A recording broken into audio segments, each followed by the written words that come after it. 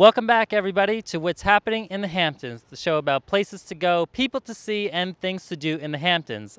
I'm Jason Galka, and today we are back at the gorgeous Gurney's Inn in Montauk for a special meet and greet book signing with two published authors who are topping the charts. Calling all single ladies, Dr.Georgina Rose wants to know, are you ready for the one? That's the title of her new book. It's a career woman's guide to finding the perfect man. Then later on, we will meet New York Times best-selling author and star of VH1 Mob Wives Karen Gravano.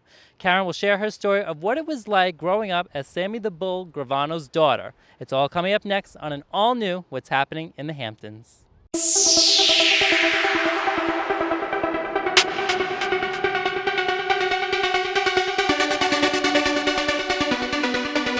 Hello there, and welcome back to What's Happening in the Hamptons. Once again, I'm Jason Galka, and joining me today is Dr.Georgina Rose, MD, author of Are You Ready for the One?, which is a career woman's guide to finding the perfect man. Hi, Georgina. Hi. Nice to see you today. You too. Hi. Great to have you on our brand new show here. We are at the lovely Gurney's Inn in Montauk here with the beautiful ocean right behind us. So, Georgina, great to see you. In addition to being a brand new published author, you also host your own talk show, On the Spot with Dr. G. Tell us about it. That's right. Thank you very much for having me. My pleasure. So basically, I wrote this book about helping women find the right man. And I started a talk show basically to bring life to the book. So I'll be interviewing celebrities on their relationships. And my upcoming show on Tuesday, not only interviewing celebrities, but also neuropsychiatrists and sexologists to understand the chemistry behind the attraction of love and relationships. Interesting. So what influenced you to write a book about finding the perfect man, about perfecting relationships? My whole relationship pattern shifted actually after I took psychoanalysis, studied Kabbalah, and read a lot of other relationship books myself. And basically I found that we often follow the same relationship patterns that are bringing us to nowhere, and we have to shift and break our pattern. And so the things that I talk about in the book helped me. I wanted to share it with other people as well.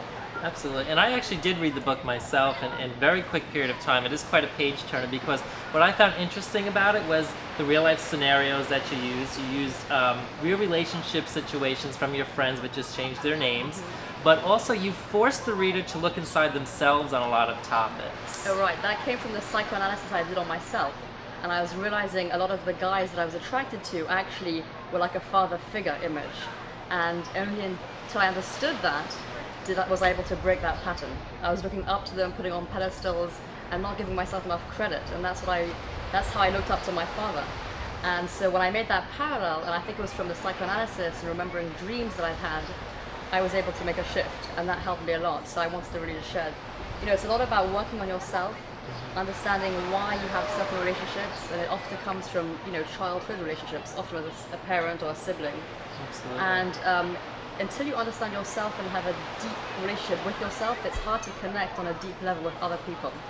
And how you are brought up by a mother or father, whether they're very strict on you or not very supportive of you growing up, that does kind of influence when you're looking for a relationship and the type of guys that women go for that maybe didn't have a great childhood. Exactly. A lot of my friends opened up and shared their stories, which I share. And it was very easy after a few minutes of talking with them why they were attracted to certain kinds of guys.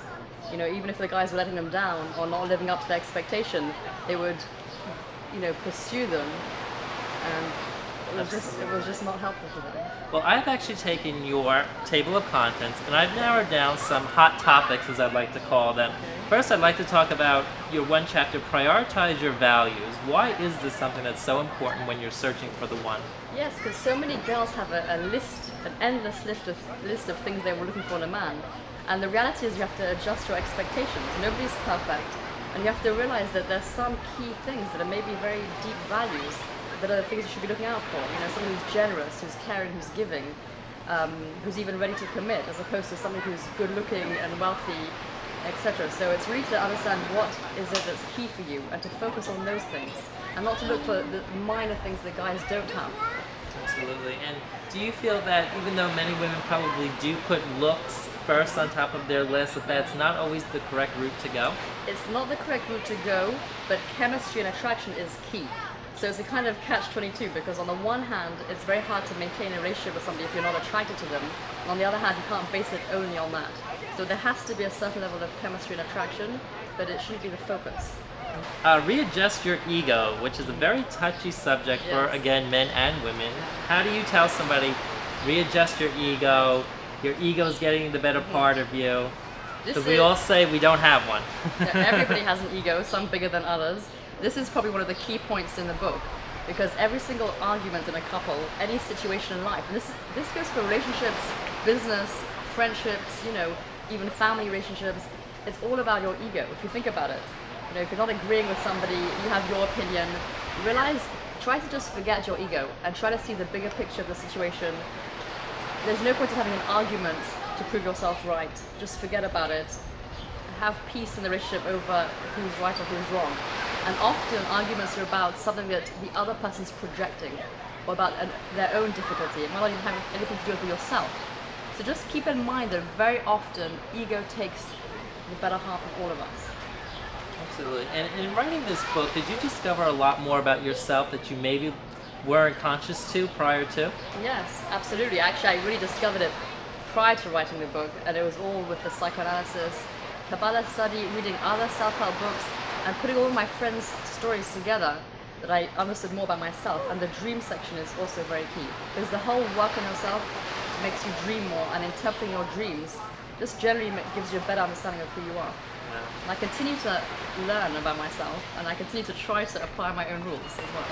Do you feel as a woman that if a woman does jump into bed with a man very quickly, that they have a different perspective on the relationship than the man does? Absolutely, and I've interviewed a lot of men on the subject. Every single guy who will be physical with a woman too soon won't respect them, because they won't see them as their mother of their future children or their wives. They need to give respect. But that delay in how long to wait is very dependent on each person. But I just think there has to be a certain level of restriction in the beginning. Absolutely. Because also, if you're given too soon, a guy's going to think, oh, she's like this with everybody. And nobody wants to be with a slut. Very well said. Now, the best parts of this book, when you do meet someone, what are some tips when the woman finally meets the guy, they're starting to click, chemistry is building, Right. how do they not mess it up per se? Right. I think you have to remember all the things I talked about before, which is building your own personality, having activities, managing your finance, keeping a balanced life, whether you're going to yoga, whether you're starting any kind of other artistic activity. Don't just give everything up because you met somebody. Remember that you might just have met him a few weeks or months ago. This guy may be in your life long term, but just pace yourself. And you can share with your friends, but keep some things to yourself, because you don't get too influenced by family or friends. They're not in the relationship with you. So just pace yourself and see how the guy acts, not just what he says. What he's doing as action is as important, in fact more important than what he's saying. Great advice. And in this day and age, we live with so much social media. There's Twitter, MySpace, Pinterest. I mean, should a woman be quick to change that relationship status on Facebook? No, and I think There is a part in your book, that's why I bring it up. Yeah, I think that you have to consider yourself single until you're engaged, until the relationship's very settled. In fact, people say don't put all your eggs in one basket. Even if you are dating somebody, you should be open to meeting somebody else, unless they're completely serious about you. If a guy really wants to be with you, he will commit to you long term. Absolutely. Very well said. And the last thing that's on my list of hot topics of Dr. G's book here is if the relationship fails. We all know how emotional that can be. We feel rejection, we feel humiliated, we feel embarrassed. Should you try to suppress those feelings, or should you let them out? I think you have to feel the pain, because if you don't feel the pain, you're never going to move on. You have to understand why it didn't work, but don't kick yourself about it, because it's a learning experience. And each person is in your life to bring you closer to the right person. So you shouldn't, you have to feel the pain. You have to go through it. It's like a little grieving. But realize that, are you upset because you're not with somebody, or was it really that you're upset because you're not with that person in particular? Why didn't it work out? Well, you have to work on yourself and then move on. Fantastic. Well, Dr. G, thank you so much for the Thank you so fantastic much. advice. Thank you. What a great book. Are you ready for the one? Career Woman's Guide to Finding Your Man. Thank you so much, Thank you for Dr. having G. me. Enjoy your book signing here at the lovely Thank Gurney's you. Inn, and we'll be right back. Welcome back to What's Happening in the Hamptons. I'm Jason Galka, and now joining me is the star of VH1's Mob Wives, the lovely Karen Gravano. Great to see you again, Karen. Nice seeing you again. You as well. And we're here today to talk about, you're doing a book signing here at the beautiful Gurney's. You can see the beautiful ocean behind us. It's such a gorgeous day out. Your book, Mob Daughter, is topping the charts as number 18 on the New York Times bestseller list. Tell us about it. This book is my foundation. I'm completely proud of it. When I first did the book, I got a lot of flack, and people were actually trying to prevent me from profiting off of my book and basically trying to stop the book because they felt it was a crime book and I was going to profit off my father's crimes, but that's not this book at all. It's my story. It's a family struggle. Definitely I didn't have the regular family, but it's more about overcoming things that you're faced with. And with my situation, it was being faced with everything that my father did. And a lot of times I acted out because I didn't want people to put me in his category. In the community I grew up in, everybody were gangsters, and it seemed like, if you're bad, you're respected. And when he cooperated, it's like everybody turned on me. So I acted out, and I did kind of crazy stuff and got in trouble. And, I just come to realization that, I have to be accountable for my own actions, and decided that I want to write my book because I come to terms with everything that happened in my life. So. Absolutely. And what a page turner it really is. It has a lot of ups and downs. And I just want to stress, because most people, I think, really misinterpret your book, what it's about. It's like you said, they think that you're just profiting off of crimes that have happened. But it's really in the eyes of a child whose father just happened to be a gangster, a big-time gangster. Right. And it's just coming to terms with everything that happens in your life. And, in every aspect of life, I don't care if your father's a CEO of a huge company, you're going to come across something that's going to basically knock you down, and it's just something that when you take it all in, you take responsibility and you learn from your mistakes, you can push forward. And that's really the message in this book. And it's a family story, it's coming to terms with my father as being Sammy the Bull and my father as being Dad, And they were clearly two different men. Two different people, yes. Mm-hmm. So how was he as a father growing up before you found out what he did? He was a great father. He was my best friend. He was there every night at dinner, made sure he had dinner with us. I mean, not every night, but most of the time. Mm-hmm. We went on family vacations, very family-oriented, a provider, a very good father, husband, and a good friend.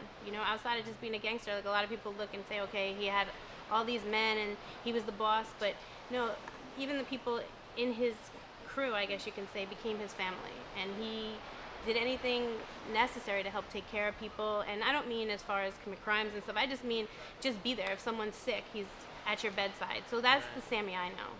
Absolutely. And he has been put away now for 13 years and hopefully be coming home very soon. I mean, what is your relationship like with him now as an adult? It's funny because we have a great relationship, but now, ever since I'm on Mob Wives, I never thought that, he drives me nuts. I'll be honest. He watches the show in jail, and then he calls me and he yells at me for cursing or He's fighting. He's your number one fan. And that's something that's funny, too, because actually he called me the other day, and he told me that someone wanted an autographed copy of my book. And I think it's just weird for him to kind of take all in. He is in jail, so he gets limited. He doesn't have any access to computers, the internet. He doesn't really see tabloids and stuff. He just sees the show. Mm-hmm. And I don't really think he comprehends how big the show is and, how popular we are. So it's kind of weird to see that for him, I guess. Right. And there's a part in your prologue, I believe it is, as you're pulling up to the prison for the first time to visit him, you see all the cement walls. What was that like for you to visit him in a place like that? Jail's a very cold place. I mean, it's some place that you get used to. It's not a nice place to go, and it shouldn't be.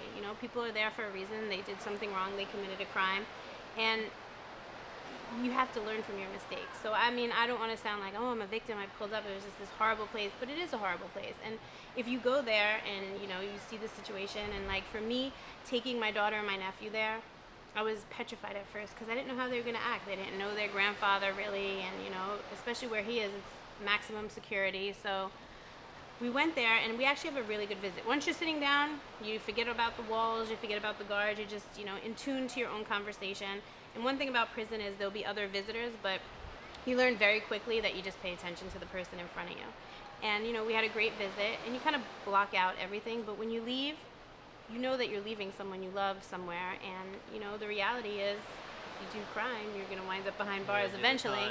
And I've definitely seen that with a lot of people in my personal life, and even the situation that I went through. Ultimately, crime doesn't pay, and I think going to jail, at first you feel bad, but it's a realization, and it makes you want to leave and do better. It always makes me want to leave. And some men get out and they go right back into it, but I mean, that's a whole different story. I feel like the odds for them coming out and succeeding is set up against them, so. Well, how do you feel about your father coming out? I mean, is he set to succeed, or what are your thoughts when he's finally out? My father, and this has been said by doctors, I mean, they had him all kinds of tests to see if he's normal. Lawyers, any people that have really come in contact with him said that he could have been successful in anything that he's done in his life. So there's no doubt that he'll be successful, except he's Sammy the Bull, you know, and it's like, how do you go and get a normal job? How do you, and by the time he comes out, he's going to be in his 70s. So how does he fit back into society? And that's something that we are, you know, as a family taking into consideration, because the last time he went to prison and came home and he was supposedly in the witness protection program, he wasn't. He signed himself out and we were living in Arizona. And I think a big part of our troubles came because everybody recognized who he was and they wanted to be around him. I mean, he was this American gangster, you know, people were intrigued by it. And last time it drew a lot of the wrong people. This time, because of the experiences I think we all went through, my mother, my brother, my father, that's not happening again, ever again. So, I mean, it's still going to be a challenge, you know. He just sticks out like a sore thumb. I mean, I can't say that, but it should be interesting. Absolutely. Especially with me on TV, that's going to be interesting. Well, as I say, he's probably your number one fan, so that's why he tunes in to see. You like his little girl, I'm sure. Oh yeah, oh yeah. So when he sees, imagine what I have to go through when he sees me on TV cursing or screaming or, you know, I get yelled at every Monday. The show airs on Sunday, and every Monday I'm getting told so off. Monday you're getting the phone yes. call. Yes. Karen, thank you so very much. Again, we are here at lovely Gurney's, which we're going to go enjoy the beach right Yes. now. So very special thank you, and sangria, yes. Very special thank you to Karen. And also Dr. G, who was in our first segment, and I'm Jason Galka, and that's what's happening in the Hamptons. We'll see you next time.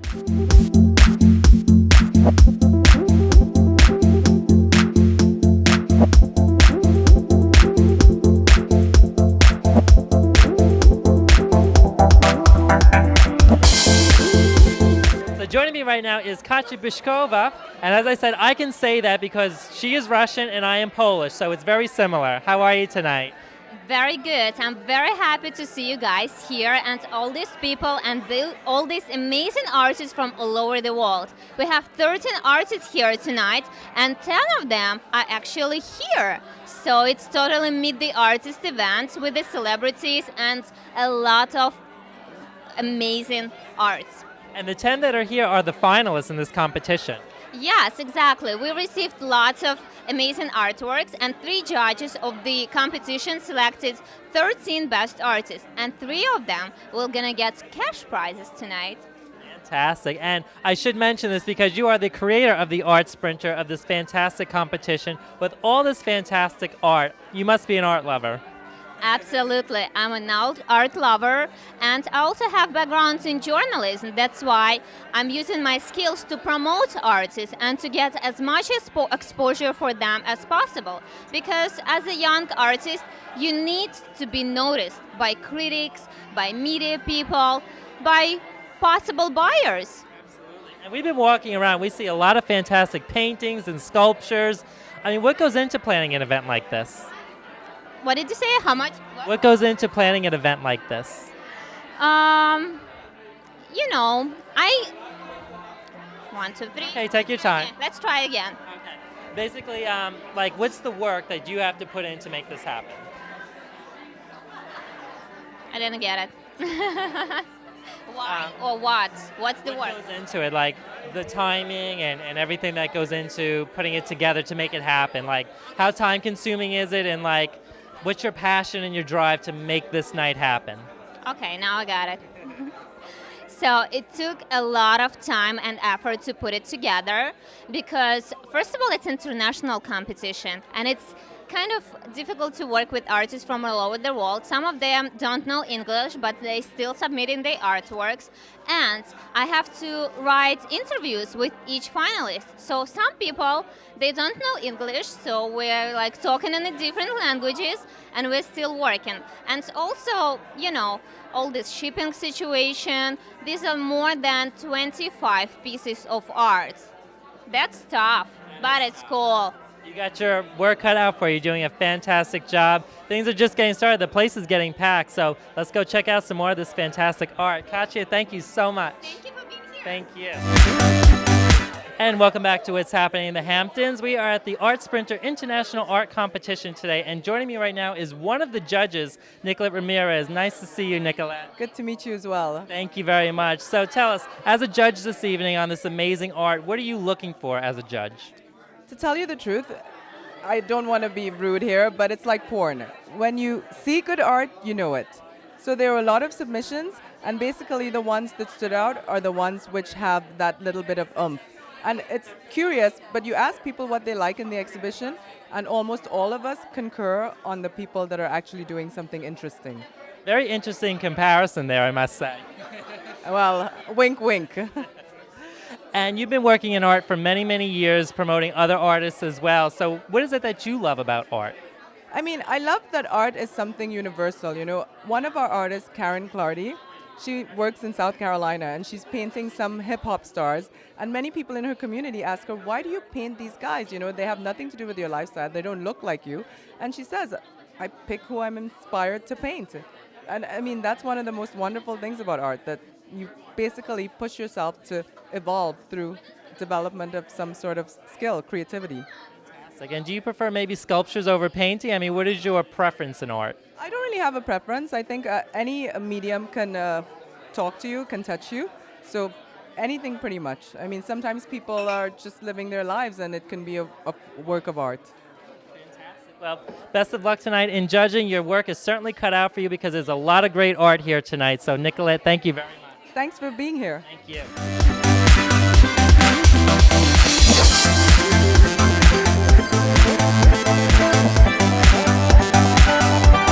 Joining me right now is one of the finalists here at the Art Sprinter International Art Show, Chris Riggs. Chris, nice to see you tonight.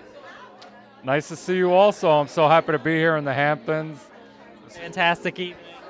Thanks. Yeah, it is. This is my first time out here, so I'm really excited about it. This is actually your piece behind me here, this love painting, which is incredible color. You've actually been painting since you were 3 years old, starting with an aerosol can. Tell us the story. Well, when I was a little kid, my grandfather was a painter, and he showed me how to paint with oil paints.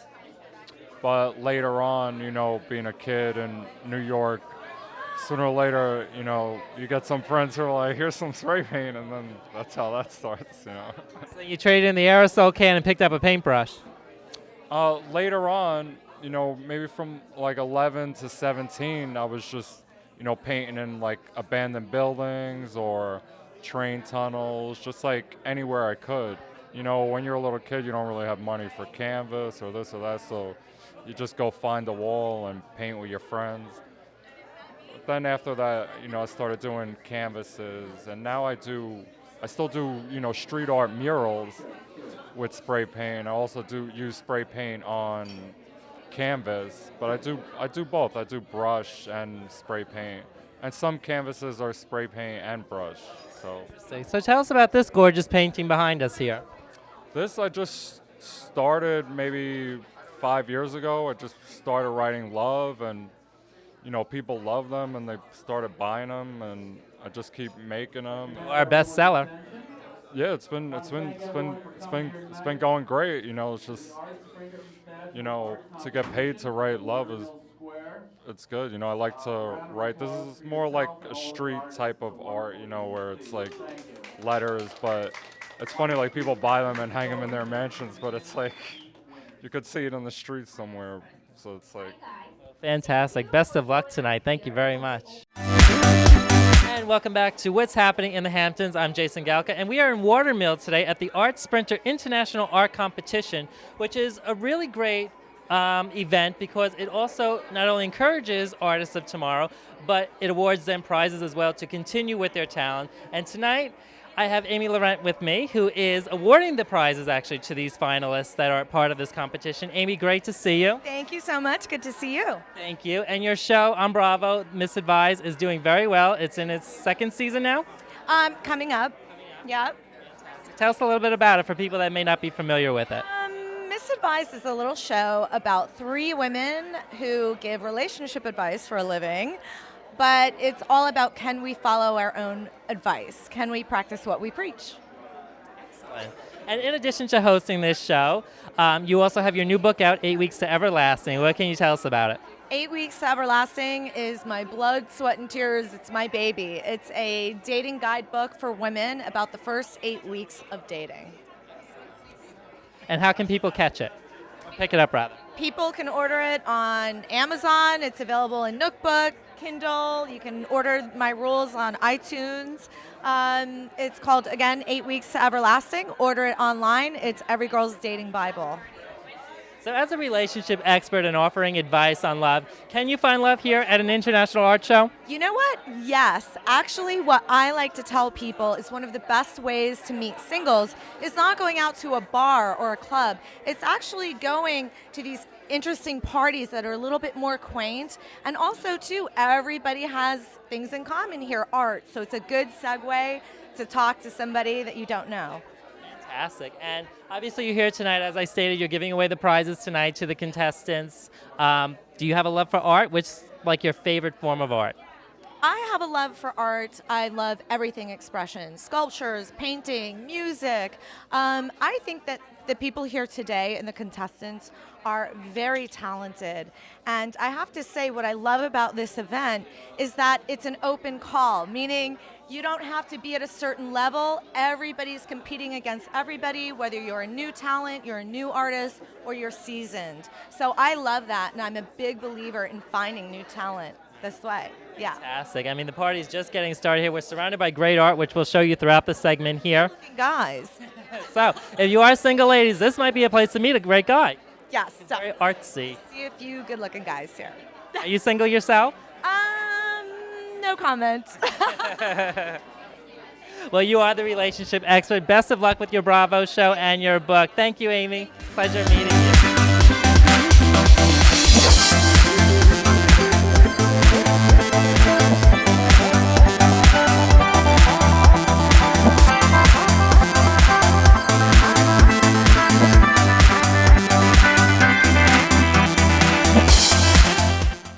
So that wraps up today in the Hamptons. We spoke with Dr. Georgina Rose, who told us what we can do to find that special someone in our lives and keep them. Spoke with Karen Gravano from VH1's Mob Wives and visited an art show with extremely talented artists. Hope you had a great evening with us as well. Thank you so much for watching. I'm Jason Galka, and that's what's happening in the Hamptons.